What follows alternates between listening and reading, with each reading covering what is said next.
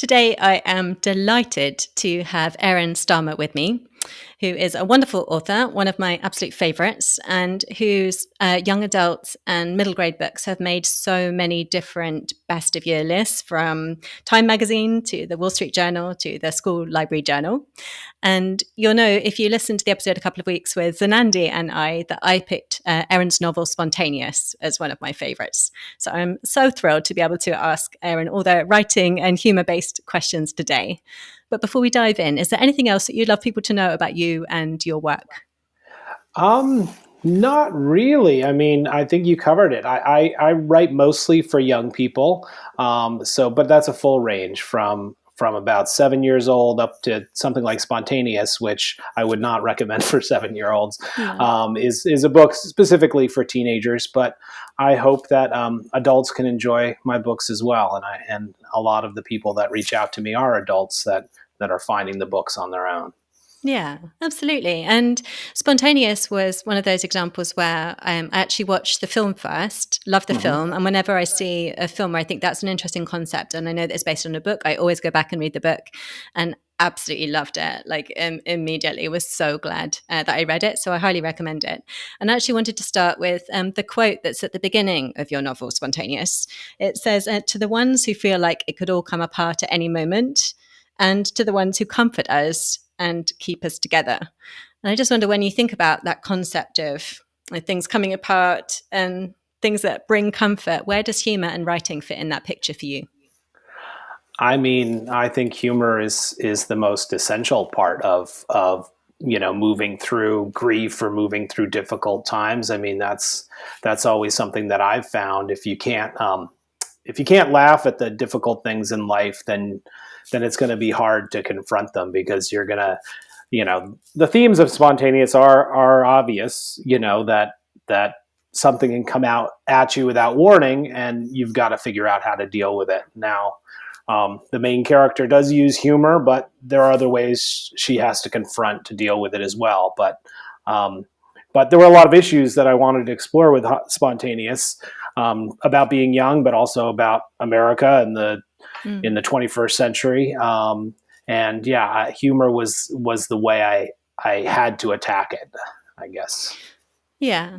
And and that's also, I mean, it's reflected in Mara, the central character's voice as well. Like she beautifully conveys, and I think, and I appreciate obviously that's coming from you, that honest approach to shock and tragedy.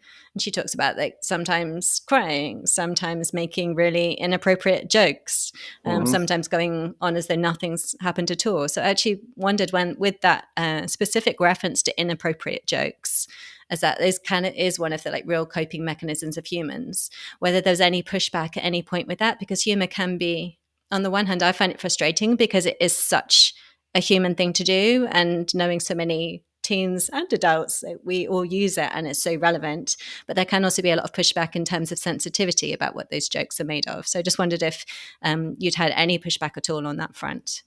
Sure. I mean, certainly not from the publishing company or my editor or agents. They all clung on to the voice immediately. Yeah. And I think about my group of friends who have a similar dark sense of humor that I do, and we could make jokes like this amongst ourselves, but there are Mm. different people with different sensibilities that you couldn't. And navigating that difference is can be difficult for some, and gets people into a lot of trouble. But I also wanted to explore that with the character, because Mm. all these different kids are going through the same stuff, and they're going to cope with it in different ways. So people that read the book, some people read it, and they relate to Mara. They have similar reactions, and other people are kind of disgusted, the readers. But I Yeah. wanted it to be a different experience for each reader, depending on how they deal with a tragedy and trauma. So yeah, that was an important way to get me started, was the voice of Mara. Um, I thought at times to make it a young man, and I thought that he would come off a lot more harsh if it was a Mm. young man, in a way. I don't know if I was wrong about that, but it just felt instinctually right if I was going to tell this story in this have this really wry and sardonic narrator, that it had to be a young woman. Yeah. I really appreciate that, and I really appreciated the pairing with Dylan as well. And I watched a completely different film last night, which I won't mention because I didn't enjoy the dynamic as much, and it was so refreshing to me to see that male character too that had that like sweetness. And that different tone of voice. And I really appreciated that, like across the whole cast of characters, we have such a range of different responses and voices, which sounds obvious because we're all different, but we don't always have that in books. And so I wanted to ask you specifically about the characters, because in the book it's written in first person, Mara's voice, and Mara is brilliant to my taste at describing characters, incredibly observant and aware, and great at like pinning them down in a sentence in a really quirky but astute way. And so obviously by the magic of writing, that means it's you that's brilliant at observing characters. So when you think about yourself and how you do observe and create characters, is there anything that you find particularly useful, or is it just something that comes very naturally to you?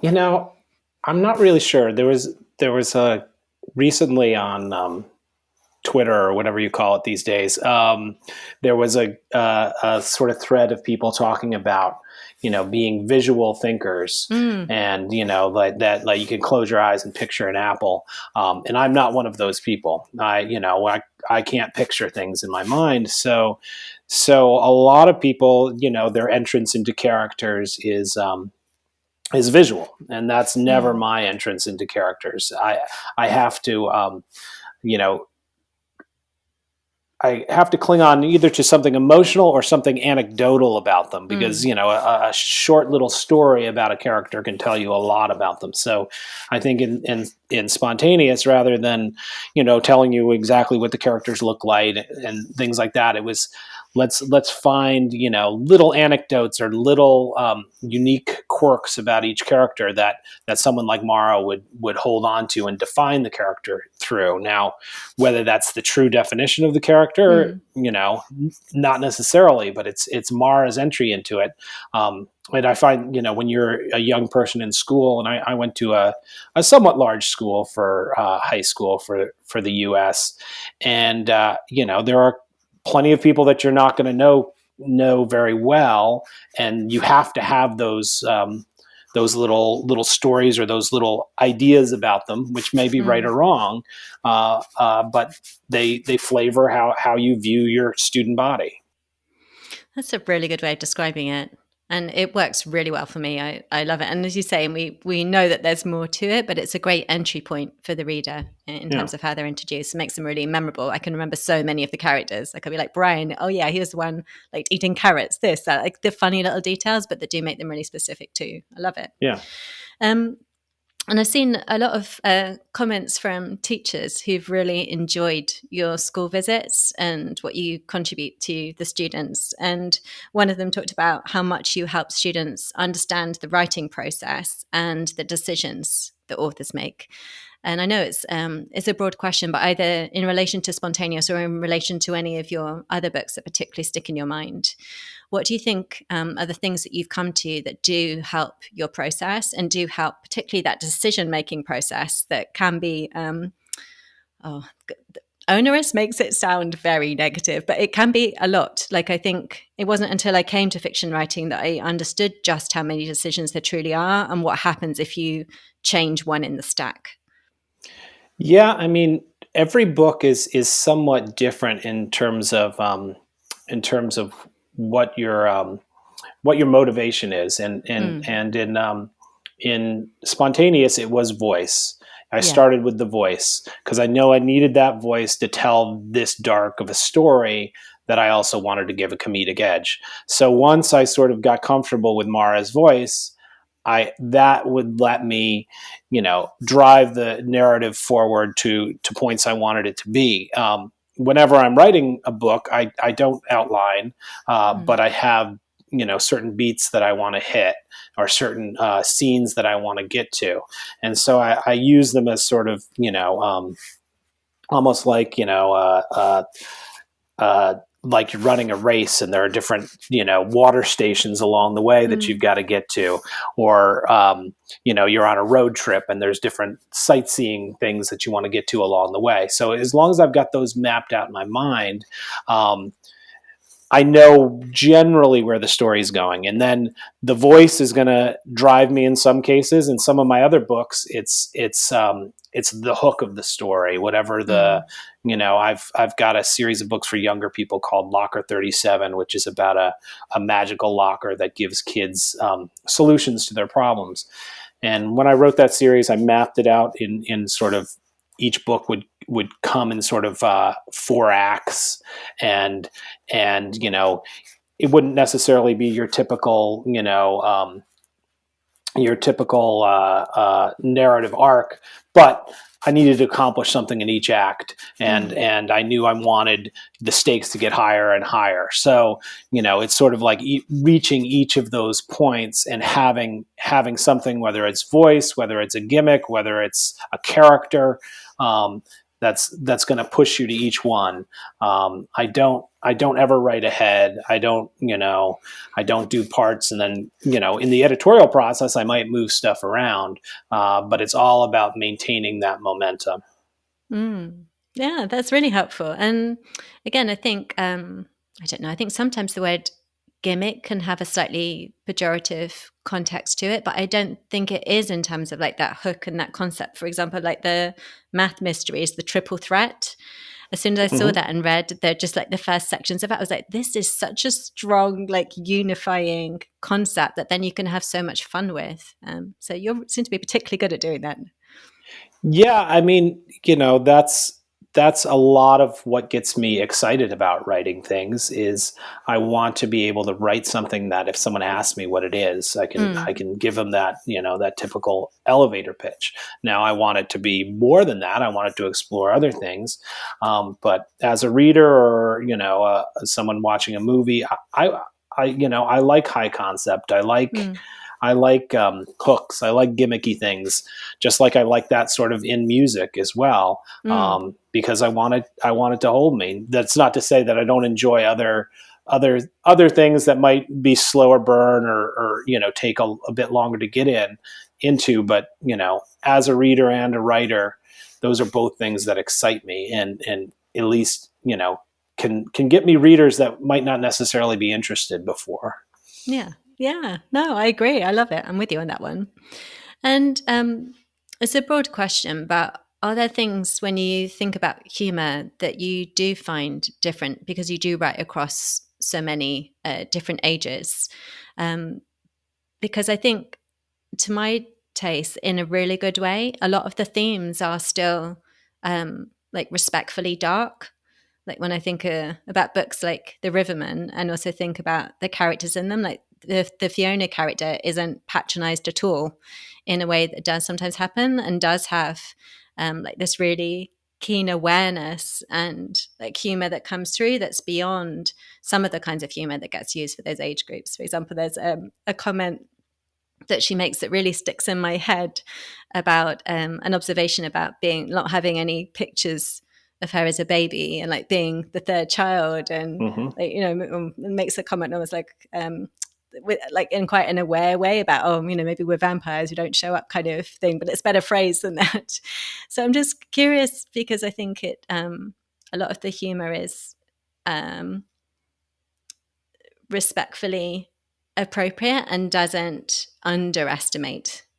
But I'm sure when you are within the context of publishing, there are different guidelines that you have to think about. So I just wonder so it's a difficult, broad question, but just for the different ages that you write, do you feel quite solid now in terms of how far you can push in each of those, or is it still sometimes something that has to be negotiated in editorial?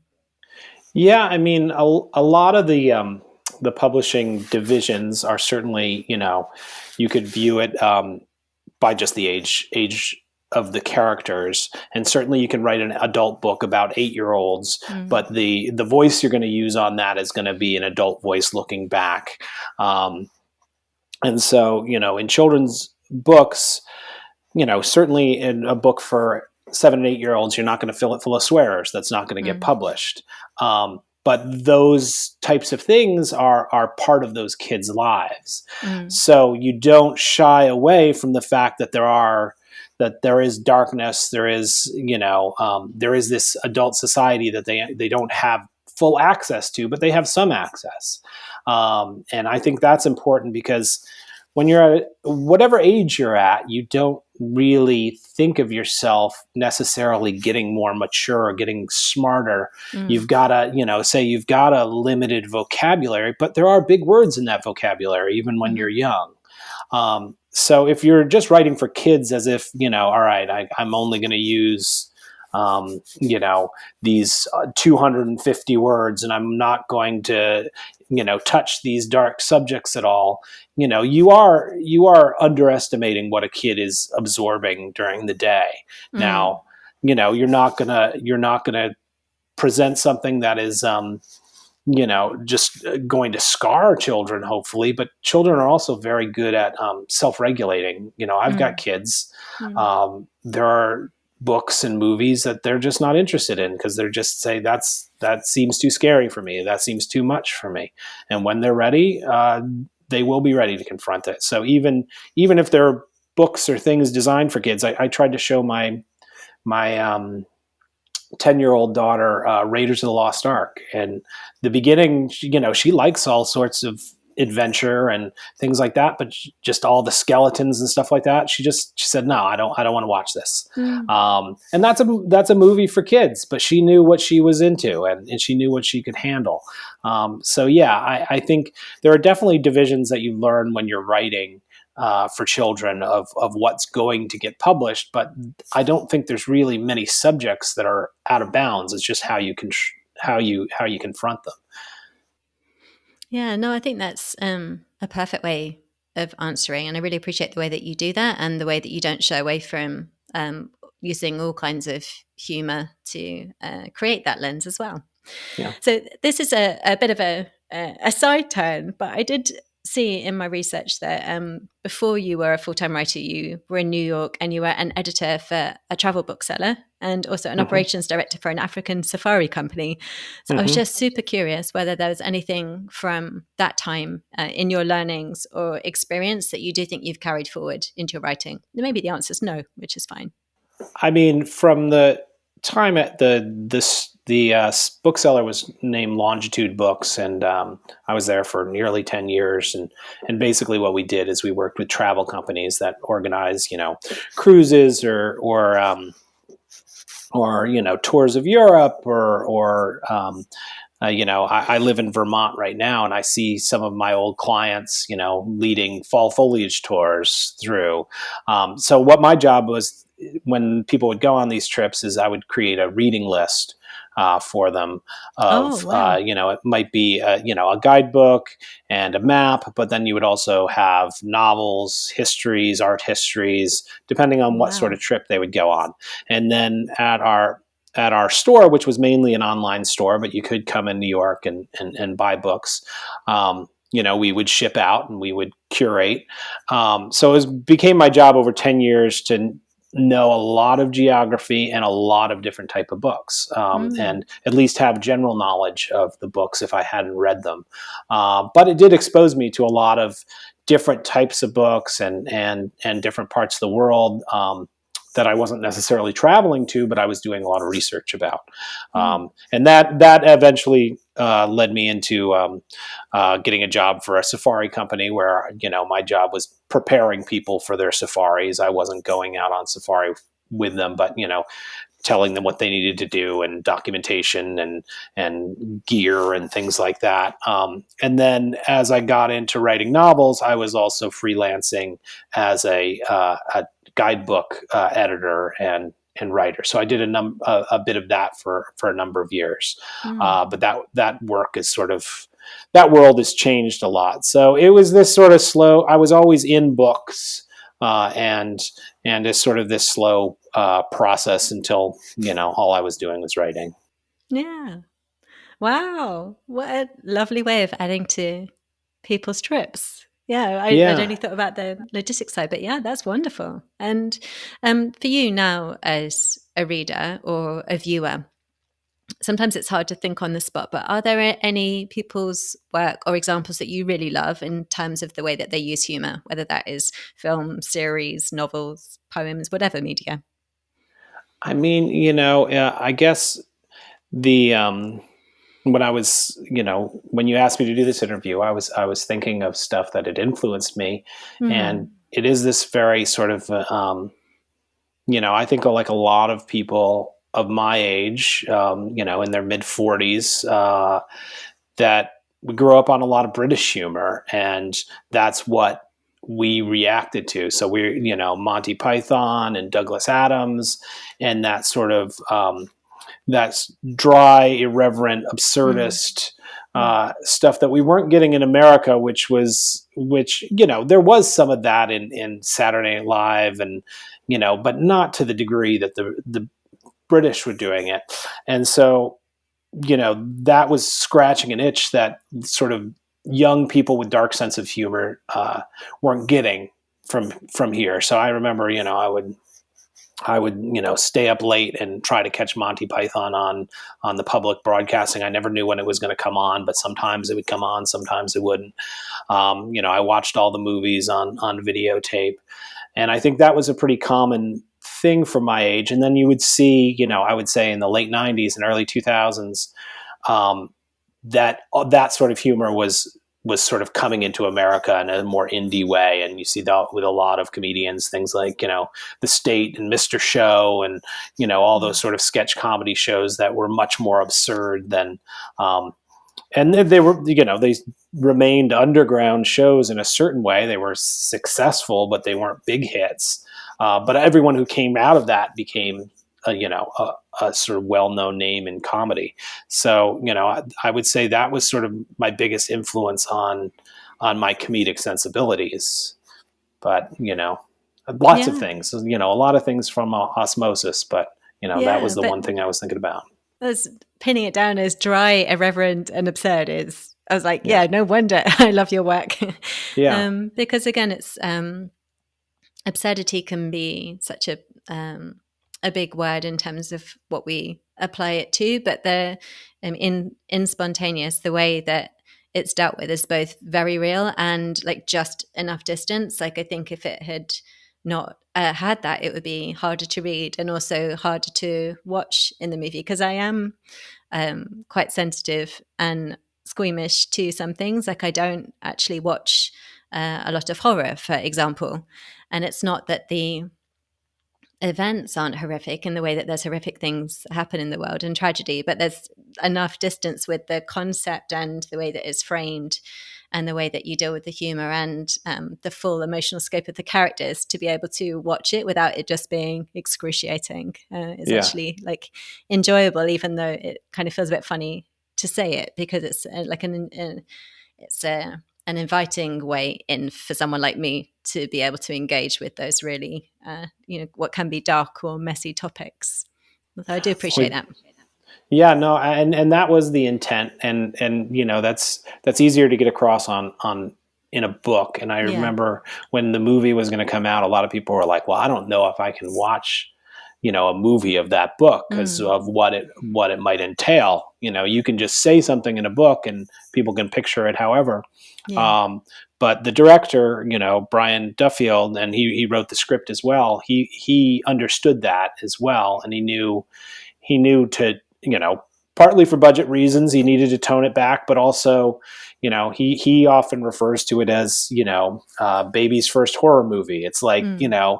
this is, he said, if you can get through the first minute, you can get through the rest of it. Yeah. That's the thing. And I like that approach, because some people could read that book and it could just be the most gruesome thing you've ever seen in the world. And I didn't want it to be that, because Mm. that was never my intention.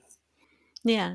And I thought I don't have the vocabulary for how he managed to achieve that, but I did think that was achieved in the film too. Hmm. I thought like tonally, it was absolutely brilliant. And someone like myself, who's not a big horror fan, could watch it and really appreciate the brilliant characterization and such a great match to the voice of the book as well, in Yeah. terms of how that came through. and one of the best uses to my taste of voiceover narration that I've seen. Mm-hmm. Really skillfully done. Loved it. So I wanted to ask you what it is that, and this again, another broad question, but what do you specifically love about writing? Because I'm sure some days there's all the challenges, but what is it that keeps bringing you back to it as your vocation? It's just the need, the need. You get an idea in your Mm, head, and you sometimes sort of picture it almost fully formed, and it's that sort of quest to get as close to that ideal as possible. mm, And when I was younger, the act of writing was a lot more fun because I was sort of discovering my voice and trying different things out. Um, and I hated revision. And these days, I probably prefer revision a bit more. I'm not someone that revises a lot unless it's totally necessary. And if you get to that point, then you've got to question whether, or at least for me, I've got to question whether the idea was good in the first place. mm, But I right now I just love honing just little parts, and I love just getting in deep with it after I've done the main architecture, and just making every bit as good as I can. And that's when I work with editors, I often tell them that's what I want from an editor. I want an editor who mm. will tell me this isn't good enough, this is fine but it isn't good enough, this is fine but it isn't good enough. If I think the whole thing needs a restructure, then I'm worried that the whole thing might not work. But that sort of those little minute details are the part that I enjoy the most now, and that usually comes in the revision process. Yeah.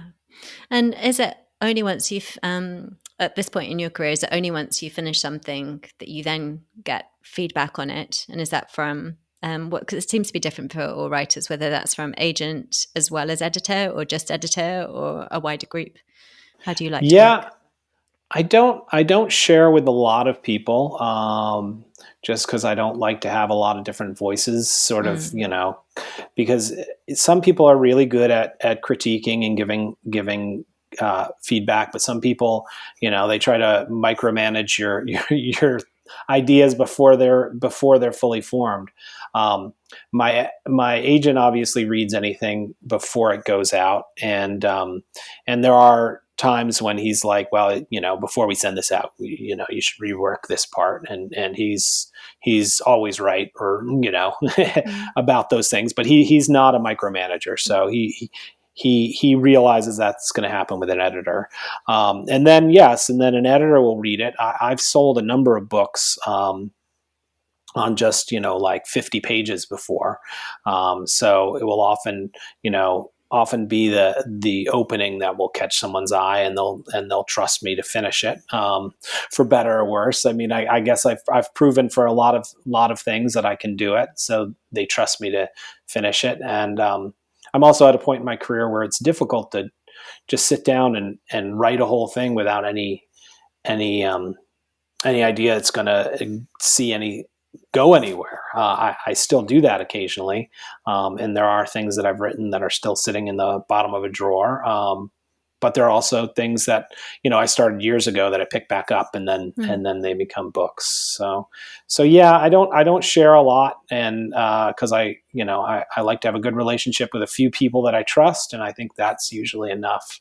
Otherwise, I feel there's just too many voices in my ear. Yeah, that totally makes sense. And are there things that you use to like keep a book fresh for you, or keep a book funny for you, or keep a book engaging for you once you are at that point where, like you say, you've got the architecture and you're reworking things? Does it ever become stale for you and you need to reinvigorate it, or is it like a craftsperson at this point that doesn't get that sensation? Yeah, I mean, it's almost like, every writer has sort of crutches they fall back on, whether Mm, it's uh, tropes, or just the way they confront dialogue, or they confront a certain aspect of writing. And I'm trying to, you know, identify those things myself, even if an editor isn't identifying it. I know if I'm falling back on something that's too easy. And Mm, so, what I find exciting is to sort of break myself of habits, or try to go through and spot my weak points that I might not have spotted in earlier books. And, mm, I can't read most books that I've written because I've moved on from them, and I mm, will spot all the things that now I would never put in a book.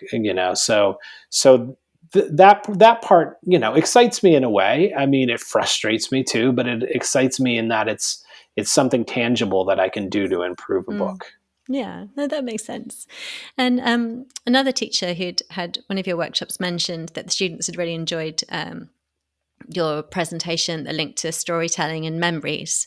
And that may have been because it's picking up themes from the specific book of the visit. I just wondered whether you do go back intentionally and mine memories and transmute them into something else, or if it's a much more unconscious process of things that do just come through in your subconscious. And I'm asking because so many things feel so well grounded, even though they do have, they may have the absurdity or the dryness or things that help her remove too. They feel very emotionally real. Yeah. Yeah, I mean, certain books are sort of more tied to my history than others. I mean, the Riverman trilogy is I would say more personal than some of my other books because it's set very much in the time that I grew up, in the place I grew up, and is emotionally connected to what I was feeling at the time. Now the plot is completely different than anything that I confronted, but also things like secondary characters. I rarely base characters on people that I knew, but I will take aspects of people I knew, or people that I knew about, and like we were talking about before, those little anecdotes Mm, that you might know a little bit about some person, and you say, okay, I'm going to take that little bit, and this is going to be how I create this other character. It's going to be completely different of that person that you remember, but it is drawing specifically from those memories. So there are scenes and anecdotes throughout all my books that are based on things that I heard, stories that were told, rumors in school, all that sort mm, of stuff. So it is pulling directly in a fashion, but it's like a sample in music. It's you use it to just kick things off, and to be an extra bit of background that adds to this tapestry, and hopefully, like you said, makes it feel realistic because it is coming from something real. yeah, totally. And at this point, because there is so much humor used so expertly in your books, and like I think, for example, I think spontaneous is a really technical feat as well as like an emotional feat. Do you have like a working vocabulary for how you think about that, or like and the kinds of humor that you're using, or is it much more intuitive than that? That you just know that this is what you enjoy. I mean, a lot of it is intuitive, but it's almost always drawn from the characters. So Mm, so you have to have characters, whether you're going to have you know a, a straight man mm, you have to set up the characters to be vessels for these jokes. There's certain jokes like in my Locker 37 series, there are four very distinct characters, and each one has a different type of joke that is going to work with them. You can't mm, use some of the jokes on other characters. And in the case of Mara, like there's so many jokes in that are just not going to would not fly if it's a third person narrative. mm, It's not going to fly with another character. And she does have a best friend, Tess, who is sort of her straight man, and mm. then her romantic interest, Dylan, serves another function. And so yeah, the only way to comedy I find is you do have situational comedy, obviously, but you need the characters to Mm. ground it and give it that punch. Yeah, that's a brilliant way of explaining it. And again, I think that's why I enjoy your work so much, because it is so rooted in character, which is my favorite. Because I am the kind of person where if I can hear the joke, but I don't feel like it fits in the character, I can just hear it as a clever joke or Yeah. a clever pun, but it's not fitting the character, the situation. It pulls me out, and I often don't find it funny. So I think that's one of the things that I really appreciate in your work is it always feels like it does come from that, and then you get to explore so many different styles, because then it can be goofy or it can be snarky or it can be word based. Or there's one of the characters in one of your books who I thought was so sweet and true and interesting as a humor tactic for young people, that he's given a nickname and then puts it on his t-shirt, and Yeah. like that's the way to kind of beat them with humor. It's like, oh, you're so good at like identifying all these different ways because it comes from character. Like it gives it Yeah. just such a rich tapestry. I love it. So just a couple more questions before we wrap up. So I'd love to know whether there's sort of any parting advice that you have for other people who'd like to get a little bit more confident, or at least trying out some humor in their fiction, whether they're writing for middle grade or young adults. Yeah, I mean, I think the humor has to be personal. It has to be stuff that makes you laugh. Mm, A lot of, certainly on the younger end, kids are learning humor, so you can use sort of cliched jokes or tropes and things like that they haven't confronted yet, and mm, they're going to find them funny because they're confronting them for the first time. They're not seeing this from Groucho Marx or mm, even from Will Ferrell or something. Like there's just comedy is this sort of passing down through generations, and then whoever you're getting this bit of comedy from, you're getting it at a young age. But I would anyone that's writing it, think about what makes you laugh. And certainly when you're writing for young people, they're going to be confronting it for the first time. So um, you've got to give them a certain amount of access that they're not going to necessarily have the full comedic range that you do at a certain young age. But as you get older, you can stretch that out. And that's why I would say the humor in my younger books is a bit broader, while as I get older, it's more satirical and more mm, more pointed. But don't try to copy jokes, or just throw in a joke just because you've heard that it's funny. It has to be funny to you. mm, And and finally, it's there's going to be half the world that's going to hate your hate your mm. book if it's Yeah, pitched as a funny book. yeah. um, and that's just the nature of comedy, and you have to get over that. Like you can write a tragedy, and most people aren't going to comment on whether something's devastating or not, because we all sort of have the Mm. same entry into some things that are devastating, but we don't have all the same entry point into what's funny. So you can't try to please everyone. Obviously, you've got to please yourself first, and then that will please a certain subset of people that have a similar sense of humor. Yeah, and that's such a great way of putting it, because it is so subjective. And I know that about myself. It's just one of those weird things that there's some things I find funny and some things I don't, that I Yeah. literally will see the person next to me thoroughly enjoying that they're watching or reading. So it is so subjective, and knowing that about ourselves as readers, hopefully we can know that as writers too, though I imagine it must be harder in terms of the judgment, because not everyone holds that full picture. But if I read something that I don't find funny, often I don't think it's a bad book. It's just like that's not my particular style of humor. Whereas something like spontaneous is a great match for how I'm interested in engaging with the world and thinking about the world and appreciating those characters. So that's awesome. That's a great qualifier. Thank you. And lastly, where can people go to find out more about you and your work? I have a basic website that's just aaronstarmer.com. So that's AARONSTARMER.com. And that has all my books and links to where you can buy them, and, reviews and things like that. I used to be on Twitter a lot more. That's gotten kind of, you know, everyone knows what happened to happen to that lately. It's Yeah. kind of a cesspool now, so I try to avoid that. I do have a Blue Sky account. Oh, I've okay. played around with a little bit, but I don't know. I'm getting a little bit away from those things. They're massive time sucks, and Mm. take away from productivity. And hopefully, that will mean I can put out more books, and I Yeah. will have a few more in the next few years at least, and so you can keep an eye out for those. And yeah, that's Oh, about it. yeah. So I do have to ask you one sneaky last question, which Mhm. is, how far ahead are you kind of working? Like when you look at your calendar, are you sort of like, I kind of know what's happening for the next year, 2 years, 3 years, or it's hard to say?